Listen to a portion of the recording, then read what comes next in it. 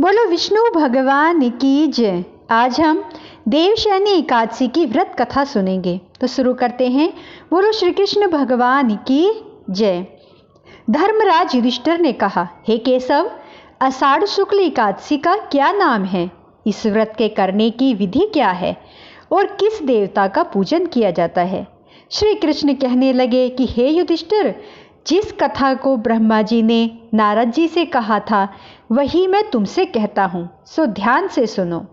एक बार देव ऋषि नारद जी ने ब्रह्मा जी से इस एकादशी के विषय में जानने की उत्सुकता प्रकट की।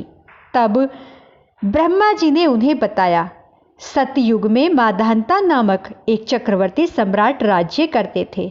उनकी राज्य में प्रजा बहुत सुखी थी, किंतु भविष्य में क्या हो जाए यह कोई नहीं जानता। अतः वे भी इस बात से अनभिज्ञ थे कि उनके राज्य में शीघ्र ही भयंकर अकाल पड़ने वाला है। उनके राज्य में पूरे 3 वर्ष तक वर्षा न होने के कारण भयंकर अकाल पड़ा। इस अकाल से चारों ओर त्राही त्राही मच गई।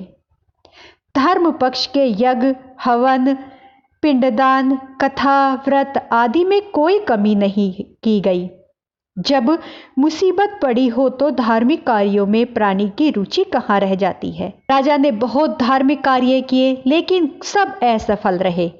प्रजा ने राजा के पास जाकर अपनी वेदना की दुहाई दी।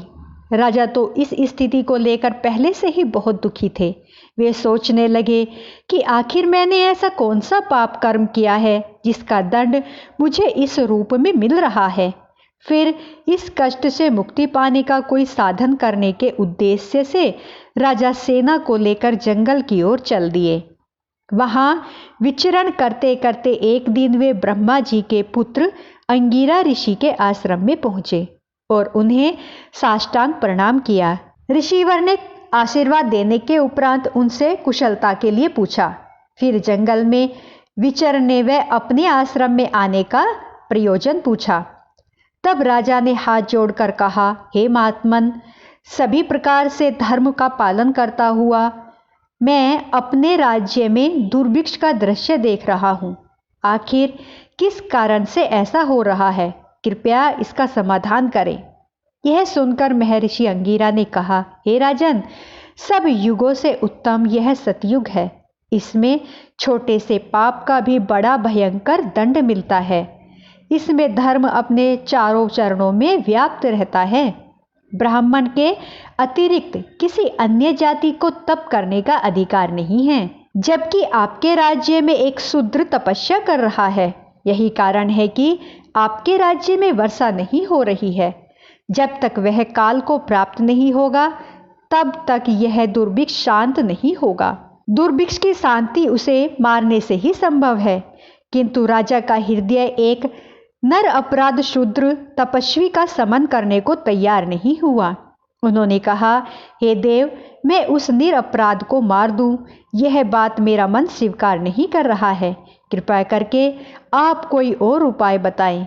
महर्षि अंगिरा ने बताया, आषाढ़ माह के शुक्ल पक्ष की एकादशी का व्रत करें। इस व्रत के प्रभाव से अवश्य ही वर्षा होगी।